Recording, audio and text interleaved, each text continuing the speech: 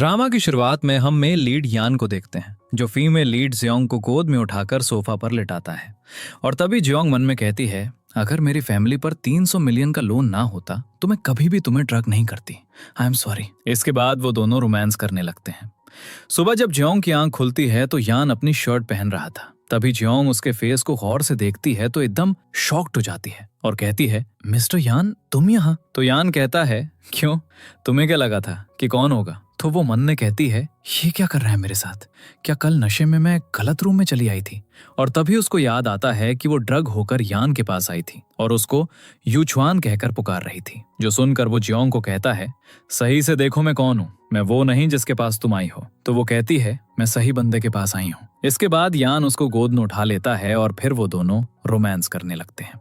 अब प्रेजेंट में यान जियांग को एक चेक साइन करके देता है तो जियांग उसके मुंह पे एक थप्पड़ मारती और कहती है, मुझे ये पैसे नहीं चाहिए। तो यान कहता है, मेरे सामने नाटक करना बंद करो प्लीज, मुझे पता है तुम यूचुआन के पास इसलिए ही जा रही थी क्योंकि तुम्हें पैसों की जरूरत है, तो मैं वही दे रहा हूं तुम्हें। तो जियांग कहती है, नहीं मुझे नहीं चाहिए पैसे, अगर तुम कुछ कर सकते हो तो मुझसे शादी कर लो। तो वो कहता है, तुम क्या चाहती हो कि मैं तुम्हारा हस्बैंड बन जाऊं और फिर मैं तुम्हारा 300 मिलियन का लोन बर्दाश्त करूं? तो जियांग कहती है, नहीं तुम मुझे 3 साल का टाइम दो, मैं वो सब चुका दूंगी। और यान भी उसकी ये बात मान जाता है।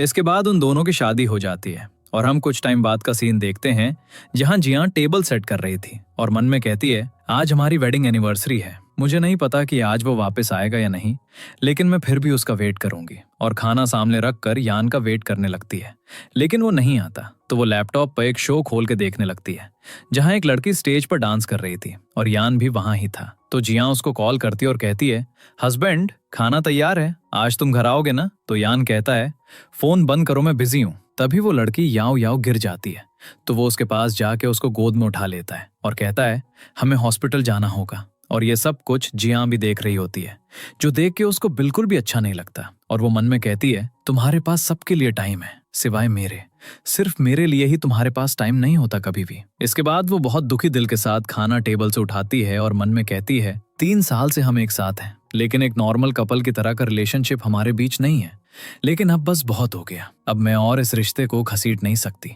दूसरी तरफ हॉस्पिटल में यान याओ याओ का वेट कर रहा था। तभी डॉक्टर याओ याओ को लेकर बाहर आते हैं तो यान डॉक्टर से पूछता है, याओ याओ आप कैसी है? जिस पर वो उसको बताते हैं कि पाँव में सिर्फ माइल्ड सा फ्रैक्चर हुआ है। तभी यान को घर से बटलर की कॉल आती है जो उसको बताती है कि जियांग कहीं चली गई है। तो यान परेशान हो जाता है और याओ याओ की परवाह किए बिना वहां से चला जाता है। इसके बाद वो घर आता है जहां पर बटलर उसको डिवोर्स पेपर्स देती है और कहती है, ये पेपर्स मैडम आपके लिए छोड़ के गई हैं। जो देखकर यान को बहुत ज्यादा गुस्सा आता है और वो जियांग को कॉल करता है और कहता है, कल मुझसे मेरे ऑफिस में आके मिलो। नेक्स्ट सीन में जियांग उसके ऑफिस आती है तो यान उसके सामने डिवोर्स एग्रीमेंट फेंकता है और कहता है, क्या तुम मुझे इसका मतलब समझा सकती हो? जिस पर जियांग कहती है, इसका मतलब वही है जो तुम देख रहे हो। तो यान वो एग्रीमेंट पढ़ने लगता है और कहता है, इसमें तुमने मुझे डाइवोर्स देने की ये वजह लिखी है कि मैंने 3 साल से तुम्हारे साथ सेक्स नहीं किया। जियांग कहती है, हाँ ये सच ही तो है, हमारी शादी को 3 साल हो गए हैं, लेकिन इन 3 साल में तुमने मुझे टच तक नहीं किया, मैंने खुद से कहा फिर भी नहीं। तो यान कहता है, तुम चाहे जो भी कर लो, लेकिन मैं तुम्हें डाइवोर्स फिर भी नहीं दूंगा। जिस पर जियांग कहती है, कल जब तुम अपनी उस गर्लफ्रेंड को हॉस्पिटल लेकर गए थे तब की पिक्चर्स हैं मेरे पास, मैं वो सबूत के तौर पर यूज करूंगी तुमसे डाइवोर्स लेने के लिए। तो वो कहता है कि तुम मेरे बगैर सरवाइव कैसे करोगी? सोचा शायद तुम भूल गई हो, तुम्हारी मंथली सैलरी सिर्फ और सिर्फ 5000 युआन है, उसमें गुजार लोगी तुम पूरा महीना। और भूल गई, हमने तो कॉन्ट्रैक्ट किया था ना?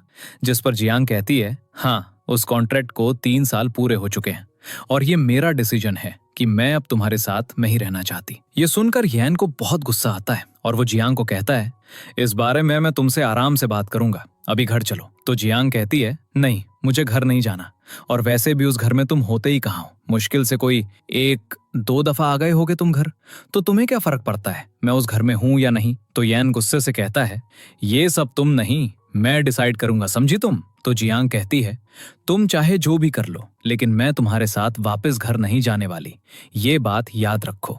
तो यान उसके क्लोज आने लगता है और उसको किस कर लेता है। जिस पर जियांग कहती है, अब इस सब का कोई मतलब नहीं है क्योंकि मैं ऑलरेडी डाइवोर्स फाइल कर चुकी हूँ। तो यान कहता है, लेकिन मैं उस डाइवोर्स को नहीं मानता और इसका मतलब तुम अब भी मेरी वाइफ हो और मैं जब चाहूँ तुम्हें किस कर सकता हूँ, समझी तुम? तो जियांग कहती है मैं तुम्हारी इन ट्रिक्स में नहीं आने वाली अब, और वहां से चली जाती है। इसके बाद जियांग अपनी दोस्त के घर जाती है तो वो जियांग का सामान देखकर कहती है क्या तुम घर से भाग के आई हो? तो जियांग कहती है नहीं, लेकिन मैं यैन को छोड़ के आ गई हूँ। इसके बाद वो जियांग को कहती है मुझे लगता है कि तुम्हें अब अपने मैरिज सर्टिफिकेट को पब्लिकली पोस्ट कर देना चाहिए। तो जियांग कहती है छोड़ो यार इस टॉपिक को, मुझे अभी इस टॉपिक पर कोई बात नहीं करनी है। इसके बाद जियांग जीजी को कहती है मिस्टर एक्सू ने मुझसे बहुत बार कांटेक्ट किया था जॉब के लिए, अब मैं सोच रही हूँ कि उनकी कंपनी ज्वाइन कर ही लूं। तो जीजी कहती है हाँ ये बहुत अच्छा आइडिया है, तुम्हें जॉब स्टार्ट कर देनी चाहिए। तभी दरवाजे पर नॉक होता है तो जीजी कहती है जरूर ये यैन ही होगा, तुम छुप जाओ, और जियांग को छुपा देती है और दरवाजा खोलती है तो यैन ही होता है। जिस पर जीजी उसको कहती है क्या लेने आए हो तुम यहाँ, मैं घर में अकेली हूँ।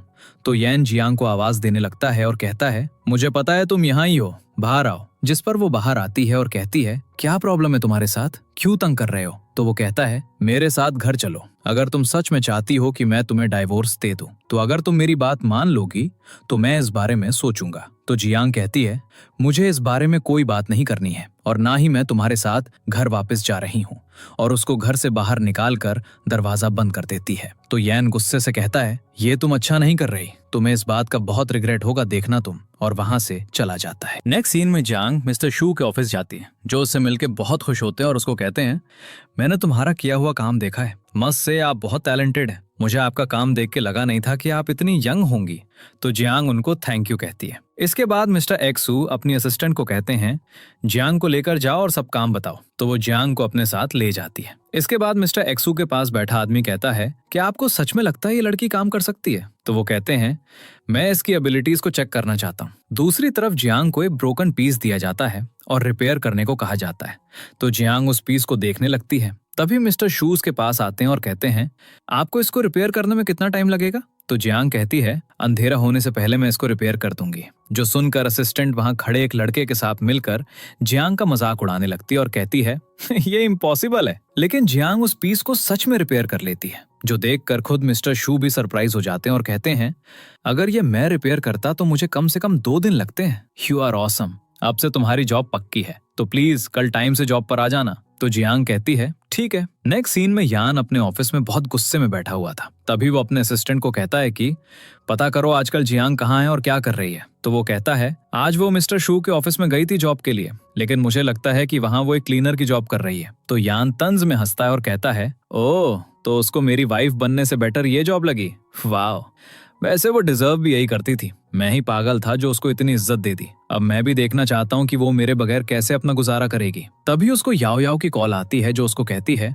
मुझे जो बैग चाहिए था वो फाइनली स्टॉक में आ गया है, तो चलो मेरे साथ शॉपिंग पर। तो वो कहता है हाँ मैं थोड़ी देर में आ रहा हूँ। नेक्स्ट सीन में जियांग शॉपिंग मॉल में वो बैग देखकर सोचती है वाह, ये बैग फाइनली स्टॉक में आ ही गया, इसको मैं कब से लेना चाहती थी। इसके बाद वो सेल्स गर्ल को कहती है मुझे वो बैग चाहिए। तो वो कहती है सॉरी मैडम, ये हमारा लिमिटेड एडिशन का बैग है और ये सिर्फ एक ही अवेलेबल था जो मिस्टर यान ने बुक करवा लिया है। तो जियांग यान का नाम सुनकर सोच में पड़ जाती है। तभी वहां पर यान और याओ याओ आते हैं। तो यान जियांग को देखकर कहता है ओह, तो तुम मुझे फॉलो कर रही हो?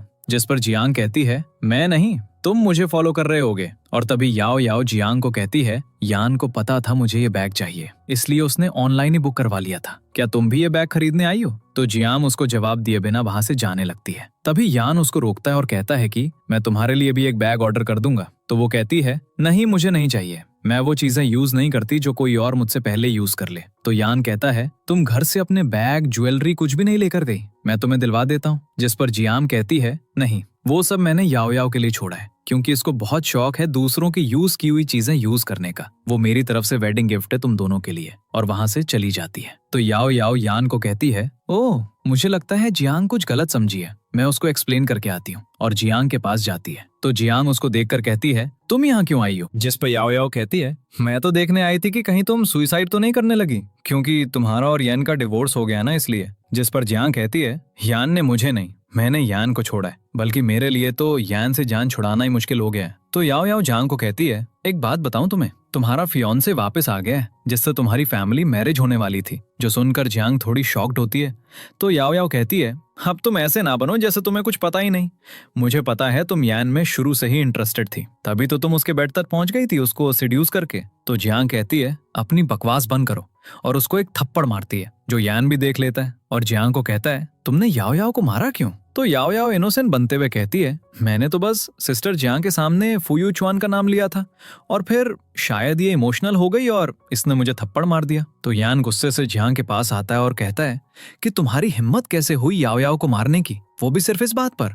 अभी के अभी याओ याओ से अपोलोजाइज करो। तो जियांग कहती है मैंने किसी को भी बिला वजह नहीं मारा, ये थप्पड़ याओ याओ डिजर्व करती थी। जिस पर याओ याओ यान को कहती है मुझे लगता है कि जियांग अब भी फू यू चुआन को पसंद करती है, तभी उसका नाम सुनकर इमोशनल हो गई और मुझे मारने लग गई। तो यान जियांग को कहता है कि मैं तुम्हें एक बार फिर से कह रहा हूँ, याओ याओ से अपोलोजाइज करो। जियांग कहती है कभी नहीं, इम्पॉसिबल। जिस पर यान उसको कहता है बस बहुत हो गया, मैं तुम्हें समझाने की कोशिश कर रहा था लेकिन नहीं, तुम नहीं समझने वाली, इसलिए अब हम कल डिवोर्स ब्यूरो में ही मिलेंगे। तो जियांग कहती है ठीक है, और वहां से चली जाती है। इसके बाद यान याओ याओ को कहता है तुम्हें जरूरत क्या थी उससे बात करने की? तो याओ याओ कहती है मैंने कुछ भी नहीं किया, मैंने तो बस उसको इतना ही बताया था कि फू यू चुआन वापस आ गया है, वो पता नहीं क्यों मुझ पर इतना गुस्सा हो गई और मुझे मारने लग गई। जिस पर यान कहता है अच्छा आज जो हुआ उसके लिए मैं तुम्हें कॉम्पनसेट करने के लिए तैयार हूँ, बताओ मुझे क्या चाहिए तुम्हें? तो वो कहती है कि तुम्हारा और जियांग का डिवोर्स हो रहा है ना, तो बस फिर तुम मुझसे शादी कर लो, बस इतना ही चाहिए मुझे।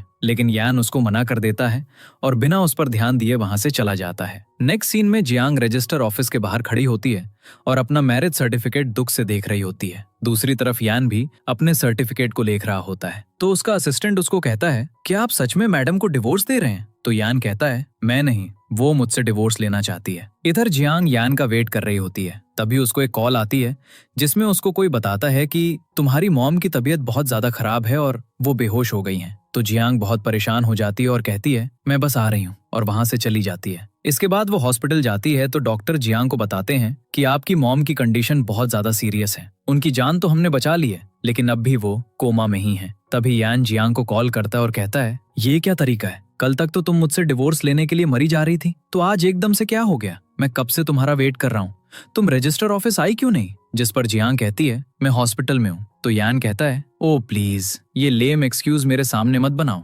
ऐसी भी क्या बीमारी हो गई तुम्हें जो तुम एक रात में ही हॉस्पिटल पहुंच गई हो? मुझे पता है कि ये सब कुछ तुम इसलिए कर रही हो क्योंकि अब तुम मुझसे डिवोर्स नहीं चाहती, लेकिन मैं अभी वो बोल ही रहा था कि जियांग को गुस्सा आ जाता है और वो यान को कहती है मॉम हॉस्पिटल में है, मैं नहीं। बात सुन तो लिया करो, पता तुम्हारा प्रॉब्लम क्या है? तुम किसी की बात ही नहीं सुनते और ना ही किसी की फिक्र करते हो।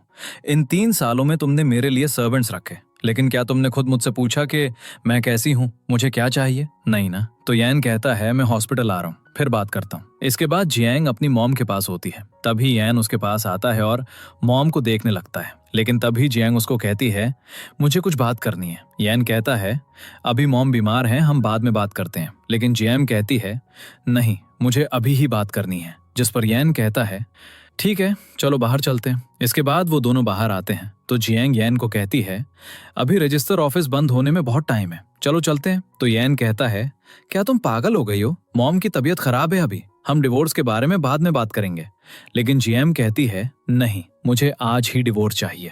तो वो कहता है तुम्हें कुछ ज्यादा ही जल्दी नहीं है मुझे छोड़ने की? जिस पर जियांग कहती है जल्दी तो तुम्हें भी है। तभी उसकी नजर यान की नेक पर पड़े लव बाइट के मार्क पर पड़ती है, तो वो और भी गुस्से में आ जाती है और यान को कहती है किसी और के चक्कर में होते हुए भी तुम मुझे डिवोर्स के लिए डिले किए जा रहे हो, कैसे इंसान हो तुम? तभी यान कहता है ये तो मुझे बोलना चाहिए, तुम डिवोर्स के लिए इतनी जल्दी इसलिए कर रहे हो ना क्योंकि तुमने यू चुआन से शादी करनी है, तुम्हें पता जो चल गया है कि वो वापस आ गया है। तो जियांग कहती है तुम ये बात मुझे कैसे बोल सकते हो, तुम्हारा भी तो अफेयर चल रहा है और उसका सबूत तुम्हारी नेक पर मुझे नजर आ रहा है। लेकिन यान उसकी बात का कोई जवाब नहीं देता, तो वो वहां से चली जाती है। इसके बाद वो दोबारा अपनी मॉम के रूम में जाता है तो अब वो होश में थी और यान को कहती हैं कि शुक्र है मैं टाइम से होश में आ गई और मैंने सारी बातें सुन ली, नहीं तो तुम तो मुझे कुछ पता ही नहीं लगने देते।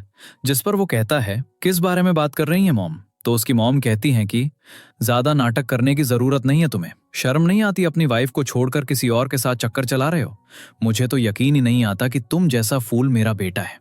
मुझे लगता है कि मुझे पेरेंटिंग टेस्ट करवा लेना चाहिए, क्योंकि तुम ना तो मुझ पर गए हो और ना ही अपने डैड पर। मुझे पता है तुम इस टाइम याओ याओ को डेट कर रहे हो और इसलिए तुम जीएम को डिवोर्स देना चाहते हो। लेकिन मेरी बात सुन लो, जब तक मैं जिंदा हूं तब तक याओ याओ की शादी तुमसे नहीं हो सकती। इधर हम जीएम को देखते हैं जो बाहर खड़ी टैक्सी का वेट कर रही थी। तभी उसके पास एक कार आकर रुकती है और उसमें जीएम की फ्रेंड होती है, जो जीएम को कहती है चलो किसी अच्छी जगह जाते हैं और ये ट्रीट मेरी तरफ से।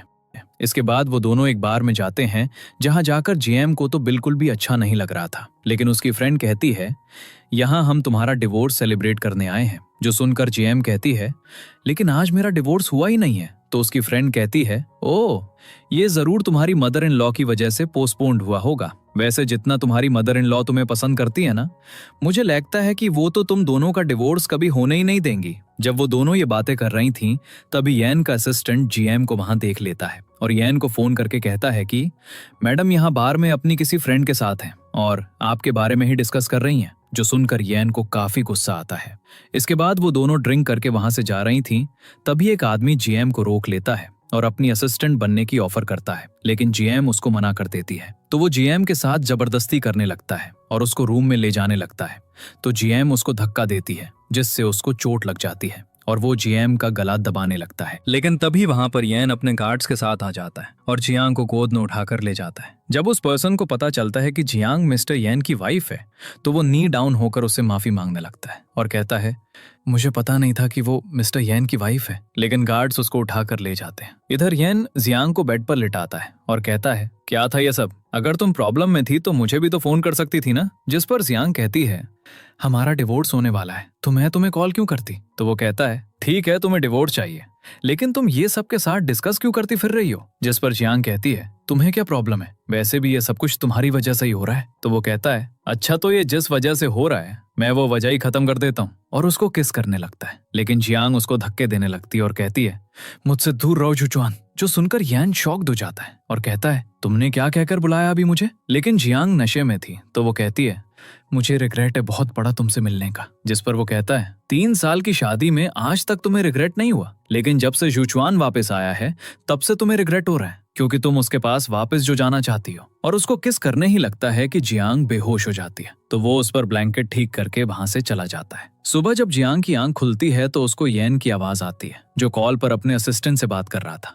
तो वो शॉक्ड होकर खुद को देखती है और फिर अपने कपड़ों को। इसके बाद वो यैन को आवाज देती है, जो कॉल सुनने में बिजी था, और कहती है कि मुझे मेरे कपड़े दो। तो वो उसको उसका ड्रेस देता है और कहता है कि आज रात तुमने मेरे साथ बैंक्वेट में जाना है। जियांग कहती है मैं कहीं नहीं जाऊंगी। तो वो कहता है कि तुम्हें जाना तो पड़ेगा क्योंकि अब तक तुम मेरी वाइफ हो, और वहां से चला जाता है। नेक्स्ट डे जियांग ऑफिस जाती है तो वहां मिस्टर शूज को रोकते हैं और याओ याओ से मिलवाते हैं, जो अपनी एक एंटीक पेंटिंग को रिपेयर करवाने आई थी। मिस्टर शू जियांग को उस पेंटिंग को रिपेयर करने को कहते हैं। तभी याओ याओ कहती है नहीं, मेरी ये पेंटिंग बहुत एक्सपेंसिव है, इसलिए मैं ये किसी बहुत प्रोफेशनल बंदे से रिपेयर करवाना चाहती हूँ। तो मिस्टर शू याओ याओ को बताने लगते हैं कि जियांग उनकी कंपनी के टॉप कस्टमर्स को हैंडल करती है। लेकिन वो कुछ कहते इससे पहले ही जियांग उनको रोक देती है और कहती है अगर ये मैडम मुझसे पेंटिंग रिपेयर नहीं करवाना चाहती तो मुझे कोई प्रॉब्लम नहीं है। इसके बाद वो वहां से जाने लगती है। लेकिन तभी याओ याओ उसको रोकती है और कहती है ओह, मैं तो तुम्हें बताना ही भूल गई, आज जुचुआन की पार्टी है जिसमें वो बताने वाला है कि वो किससे शादी करने वाला है। वैसे तुम्हें तो इनविटेशन मिला नहीं होगा, ये देखो मेरा इनविटेशन, अगर तुम चाहो तो मेरे साथ चल सकती हो। तो जियांग कहती है मुझे तुम्हारे साथ जाने की कोई जरूरत नहीं है, क्योंकि मेरे हस्बैंड को ऑलरेडी इनविटेशन मिल चुका है और मैं उनके साथ ही जाने वाली हूँ, और वहां से चली जाती है। इसके बाद याओ याओ मिस्टर शू को कहती है आप मुझे वो पेंटिंग प्लीज रिपेयर करवा दें, जिसके बाद वो भी वहां से चली जाती है। इधर जियांग को उसकी फ्रेंड की कॉल आती है और वो उसको कहती है कि ये कस्टमर पेंटिंग रिपेयर करवाना चाहता है और इसके लिए वो बहुत अच्छी अमाउंट ऑफर कर रहा है।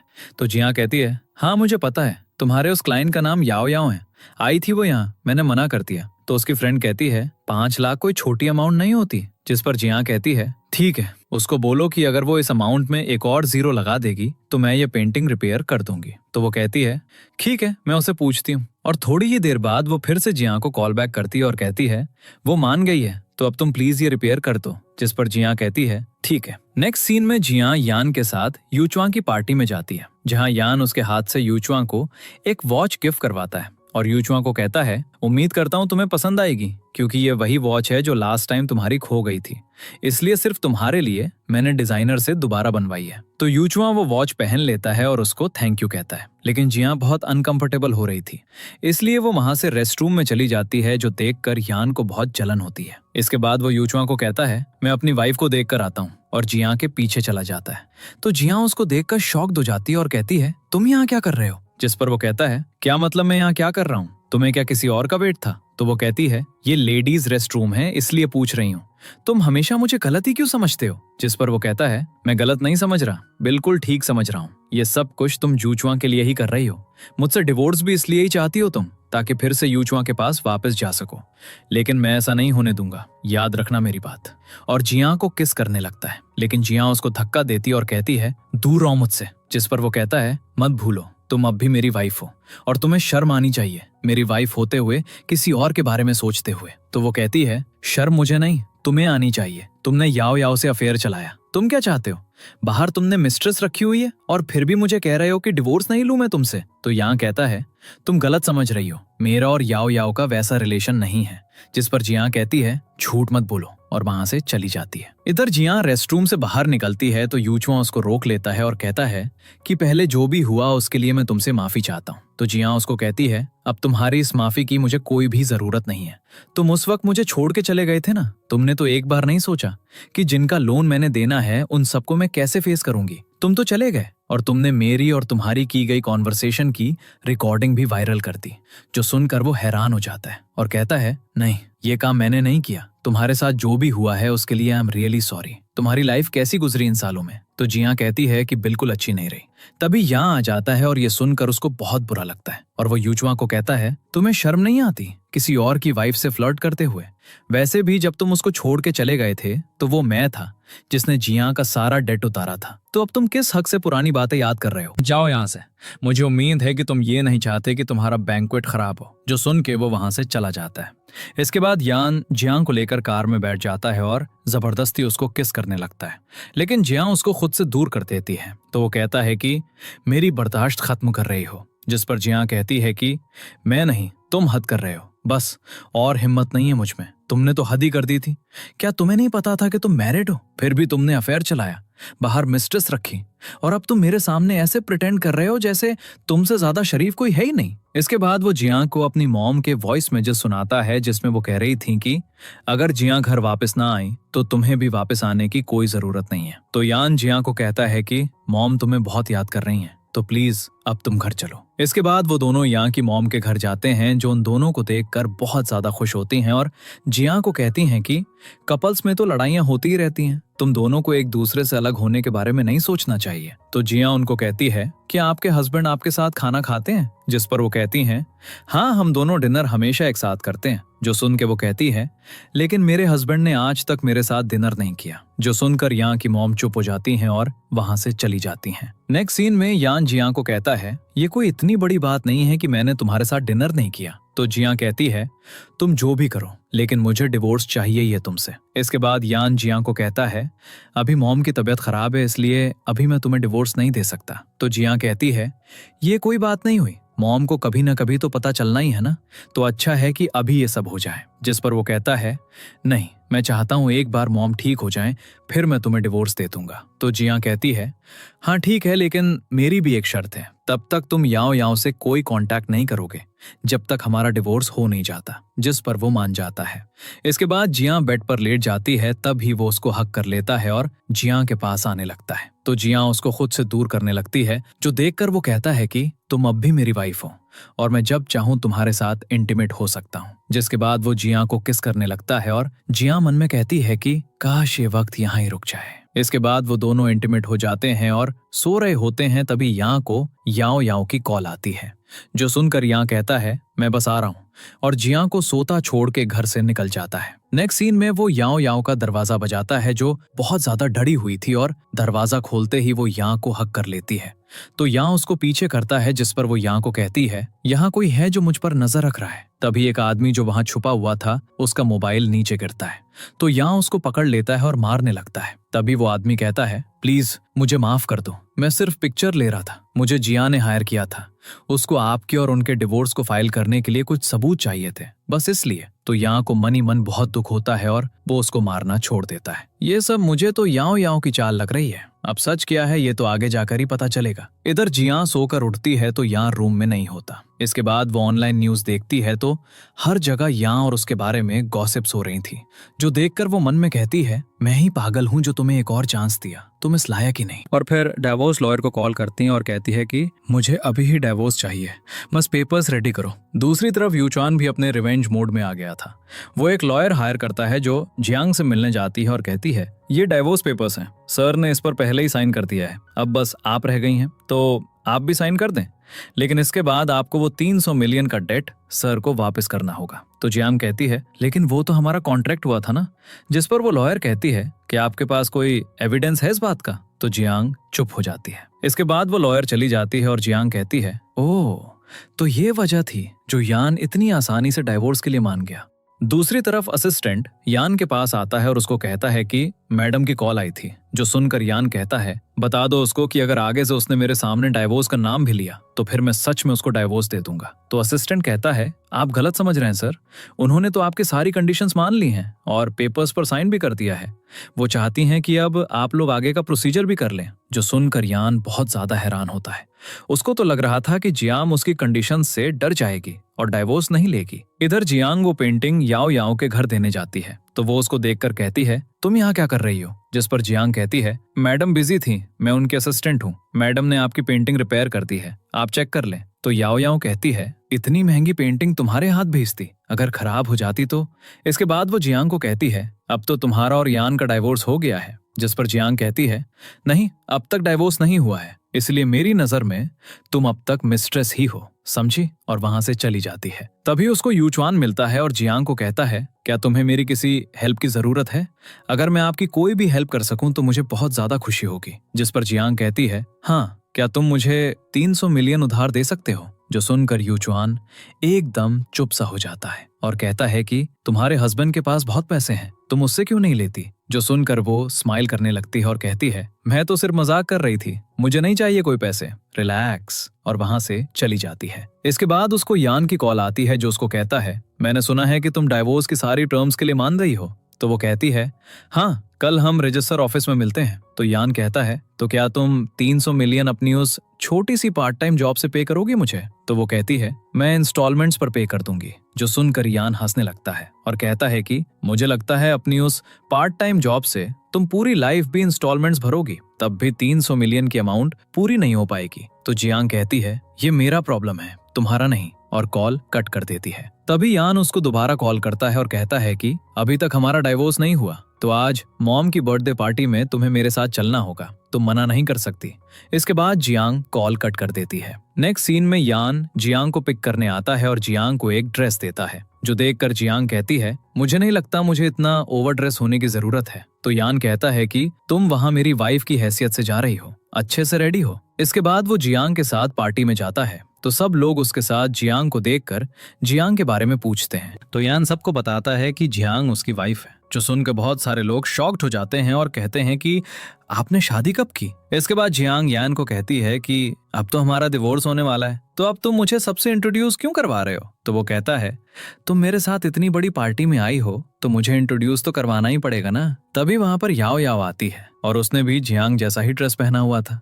तो वो जियांग के पास आती है और कहती है क्या तुम्हारे पास कोई और ड्रेस नहीं था? तुमने मेरे जैसा ही ड्रेस पहना हुआ है। जो सुनकर जियांग कहती है हाँ, तो अब तुम्हारी वजह से मैं क्या ड्रेस चेंज करूं? तो यान कहता है अपना ये फालतू सा आर्गुमेंट बंद करो। तभी वहां यान की मॉम आ जाती हैं। इसके बाद सब लोग उनको बर्थडे विश करते हैं, लेकिन वो यान से अब भी नाराज थी और उससे बिल्कुल भी बात नहीं कर रही थी।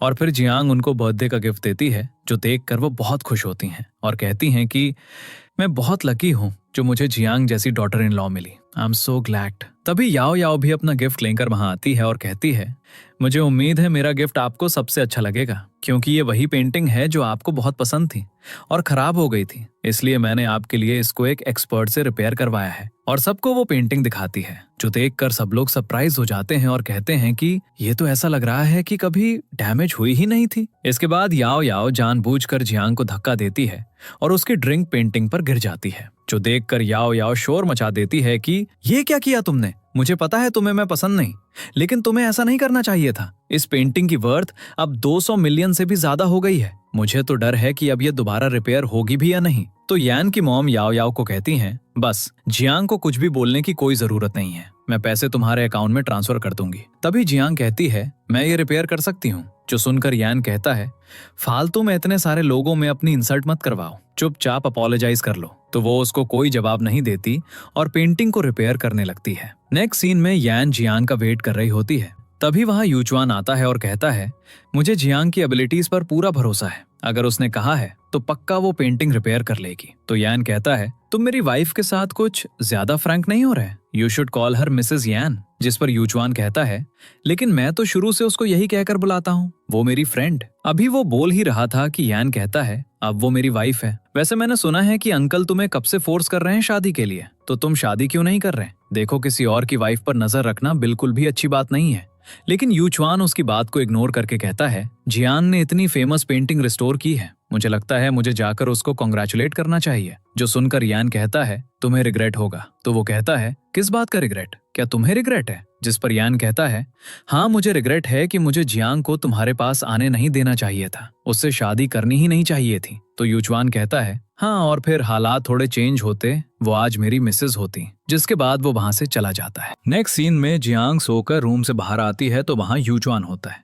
इसको देखकर वो शॉक्ड हो जाती है और कहती है कि तुम यहाँ क्या कर रहे हो? तो वो कहता है कि लास्ट नाइट में बहुत ज्यादा ड्रंक हो गया था, इसलिए आंटी ने मुझे रोक लिया यहाँ ही। इसके बाद वो जियांग को एक चेक देता है और कहता है, वैसे तो मेरे पास ज्यादा पैसे नहीं है, लेकिन जब तुम्हें आसानी हो तब वापस कर देना, कोई जल्दी नहीं है। जो देखकर जियांग सोच में पड़ जाती है कि लूं या नहीं। फिर वो मन में सोचती है, अगर मैं यान के पैसे वापस कर भी दूंगी तो भी वो मुझे डाइवोर्स नहीं देने वाला। और यही सोचकर वो यूचुआन का चेक वापस कर देती है और कहती है कि मुझे अब इसकी जरूरत नहीं है, थैंक यू। इधर यान ऑफिस में लेट नाइट काम कर रहा होता है। तभी असिस्टेंट उसके पास आता है और उसको बताता है कि सर मैं आपका सामान लेने गया था जियांग मैडम के घर, तो वहां मैंने यूचुआन को देखा। मुझे ऐसा लगा जैसे मैडम उनसे पैसे बोरो कर रही हैं। तो यान कहता है, कितने पैसे? जिस पर वो कहता है 300 मिलियन।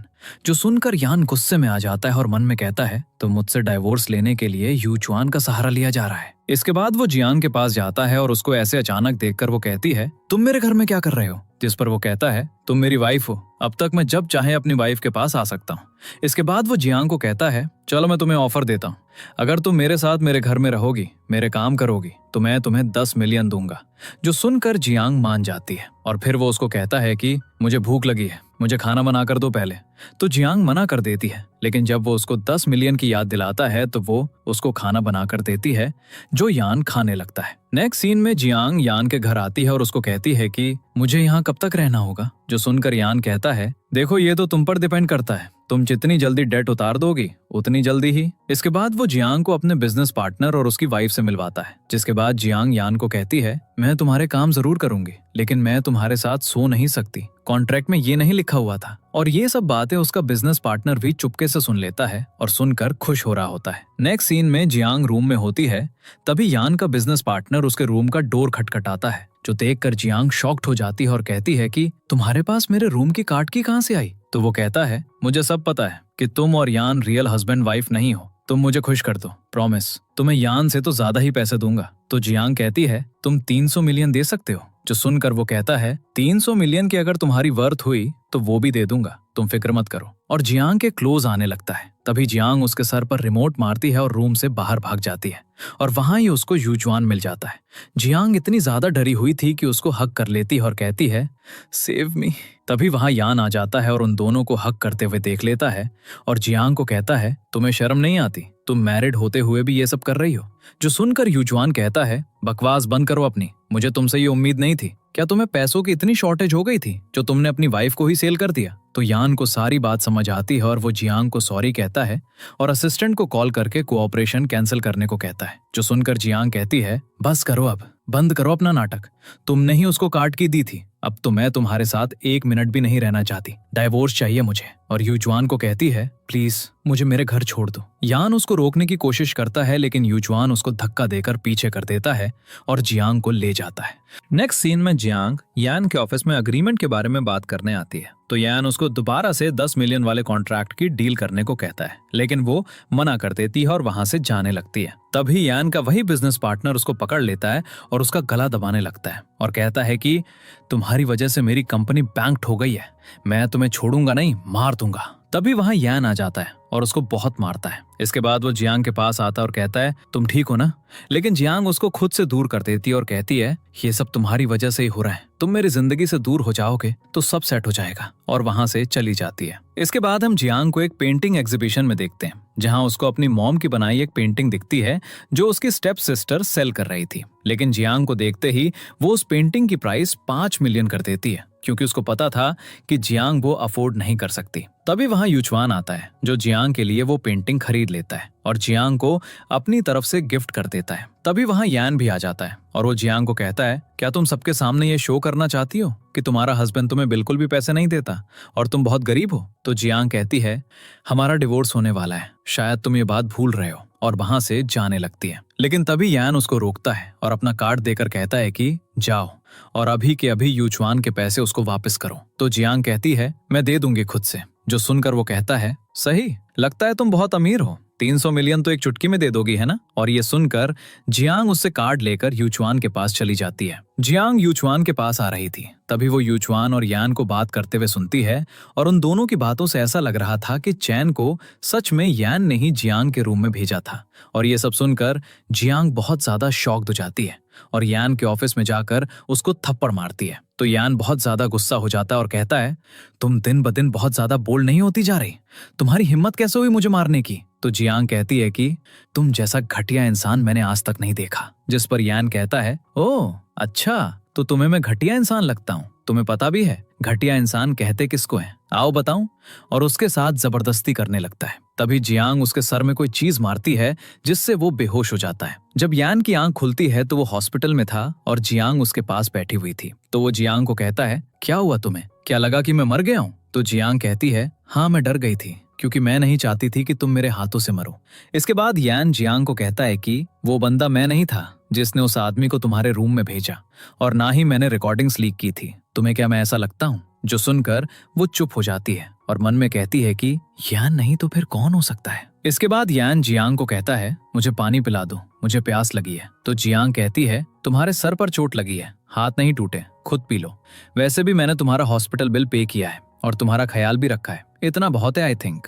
और वहां से चली जाती है। नेक्स्ट सीन में यान जियांग के घर आता है तो वो कहती है, तुम यहाँ क्या कर रहे हो? जिस पर वो कहता है कि तुमने मुझे मारा, मेरा सर फाड़ दिया, तो अब तुम ही मेरी रिस्पॉन्सिबल हो, इसलिए मैं यहाँ ही रहूंगा। तभी जियांग कहती है, नहीं तुम यहाँ नहीं रह सकते। तो वो कहता है कि ठीक है, तुम एक रात के 1 मिलियन कट कर लेना उस 10 मिलियन में से ही। तो जियांग कहती है, नहीं मुझे नहीं चाहिए तुम्हारे पैसे, और जबरदस्ती दरवाजा बंद करने लगती है। लेकिन तभी यान जियांग को कहता है, क्या तुम जानना नहीं चाहती कि वो रिकॉर्डिंग किसने लीक की थी? तो जियांग रुक जाती है। इसके बाद वो जियांग को उसकी स्टेप सिस्टर के पास लेकर जाता है, जो अपना गुनाह कबूल कर लेती है और कहती है कि मैं यान से शादी करना चाहती थी, तुमने मेरी जगह ले ली, इसलिए बदला लेने के लिए मैंने ये सब किया। तो जियांग उसके मुंह पर थप्पड़ मारती है और कहती है, तुम जैसी घटिया औरत यही डिजर्व करती है। इसके बाद यान जियांग को कहता है, अब तो साबित हो गया ना कि मैंने कुछ नहीं किया था। तो जियांग कहती है, हाँ सॉरी, मैंने तुम्हें गलत समझा। तभी जियांग को यान की मॉम की कॉल आती है, जो उन दोनों को खाने पर आने को कहती है।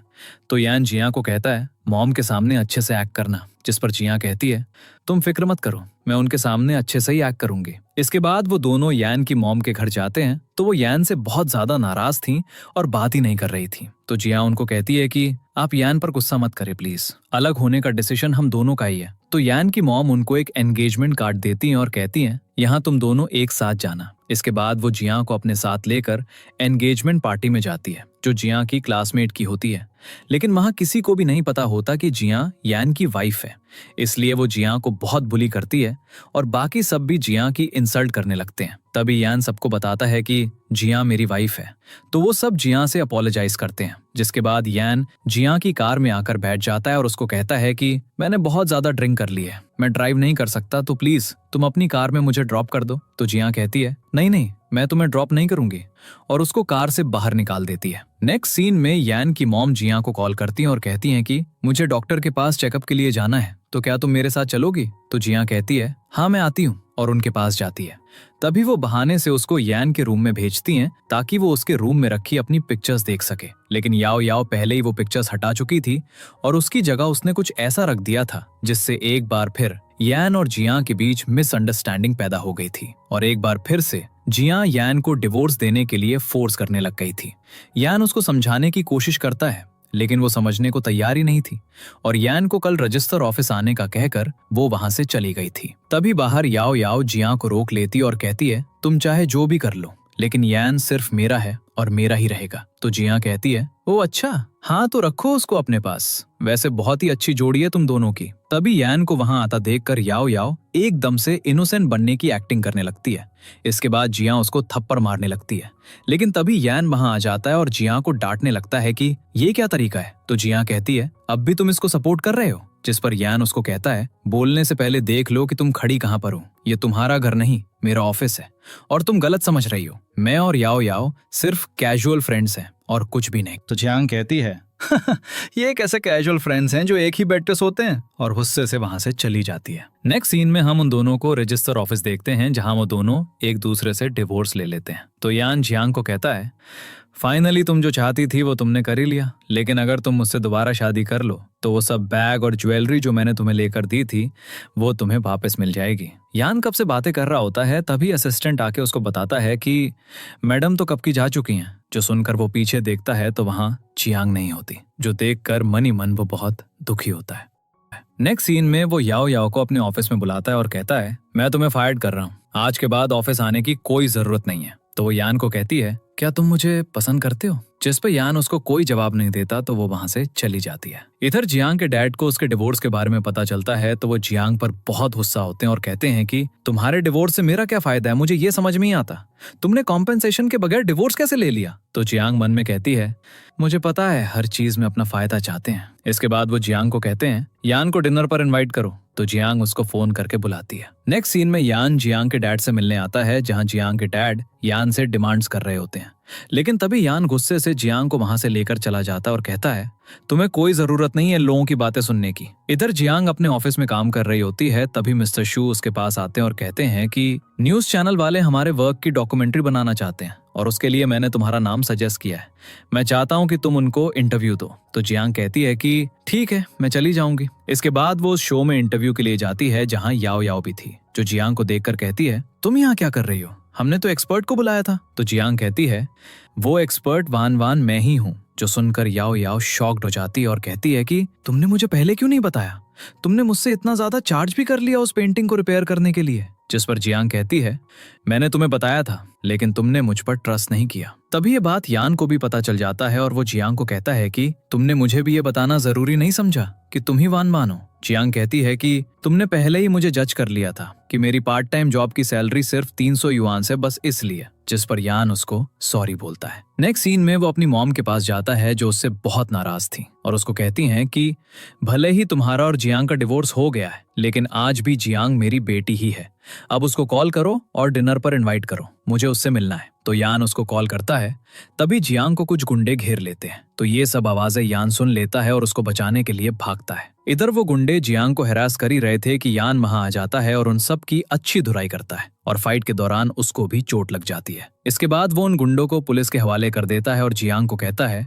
चलो मैं तुम्हें घर छोड़ देता हूँ, लेकिन जियांग कहती है नहीं, पहले हम हॉस्पिटल जाएंगे, देखो तुम्हें कितनी चोट लगी है। इसके बाद वो उसको हॉस्पिटल लेकर जाती है, तो यान कहता है घर में तो कोई है ही नहीं जो मेरा ख्याल रखे। जो सुन के जियांग कहती है हाँ तो ये तुम मुझे बता रहे हो। वो कहता है मेरे साथ घर चलो। जो सुनकर वो कहती है शायद तुम भूल रहे हो हमारा डिवोर्स हो गया है। इधर हम यूचुआन को देखते हैं जो हॉस्पिटल आया था। तभी जियांग की फ्रेंड उसको बातों बातों में बताती है कि 3 साल पहले जियांग तुम्हारे पास आई थी उस रात, लेकिन तुम शायद थे ही नहीं वहां। जो सुन के यूचुआन शॉक्ड रह जाता है और येन से बात करने जाता है, तो वहां जिया को बैठा देखकर कहता है मुझे येन से कुछ बात करनी है। इसके बाद जिया बाहर चली जाती है तो वो येन की दी हुई वॉच नीचे फेंक कर मारता है और कहता है तुमने धोखा किया मेरे साथ। 3 साल पहले वो मुझे ढूंढती हुई आई थी, लेकिन तुमने मौके का फायदा उठा लिया। तो येन कहता है मैंने फायदा नहीं उठाया, मैंने उसको बताया था कि मैं वो नहीं। और फिर उन दोनों की फाइट होती है। तो शोर सुन के जिया अंदर आ जाती है और यूजुआन को कहती है तुम क्यों इस पागल के मुंह लग रहे हो। तो येन कहता है तुम्हें ये इतना अच्छा लगता है कि तुम इसके पीछे मुझे पागल कह रही हो। जो सुन के जिया कहती है हाँ मैं यूजुआन को पसंद करती हूँ और उससे ही शादी करूंगी। मैंने तुमसे डिवोर्स भी इसलिए ही लिया है। और यूजुआन को लेकर रूम से बाहर चली जाती है। इसके बाद यूजुआन उसको कहता है आई एम सॉरी, मुझे पता नहीं था कि तुम उस रात मुझे ढूंढ रही थी। तो जिया कहती है मैंने अंदर जो भी कहा वो सिर्फ येन को चुप करवाने के लिए किया। मैं तुम्हें सिर्फ एक दोस्त समझती हूँ और कुछ नहीं, तो प्लीज कोई मिसअंडरस्टैंडिंग मत रखना। दूसरी तरफ हम याओ याओ को देखते हैं जो बहाने से येन को अपने घर बुलाती है कि मेरी तबीयत बहुत खराब है। तो येन उसके घर आता है और उसको कहता है जाओ अंदर रूम में जाकर सो जाओ, मैं तुम्हारा ख्याल रखूंगा। लेकिन तभी याओ याओ उसको कहती है तुम ऐसा क्यों कर रहे हो, जिया से तो तुम्हारा डिवोर्स हो गया है ना, तो अब तुम मुझ पर ध्यान क्यों नहीं देते, चलो हम दोबारा से एक साथ हो जाते हैं। लेकिन येन उसको मना कर देता है। तो वो येन को हक कर लेती है और धोखे से पिक्चर भी बना लेती है जो रातों रात वायरल हो जाती है। नेक्स्ट डे येन की मॉम वो पिक्चर देख लेती हैं और उनको इतना शौक लगता है कि वो बेहोश हो जाती हैं।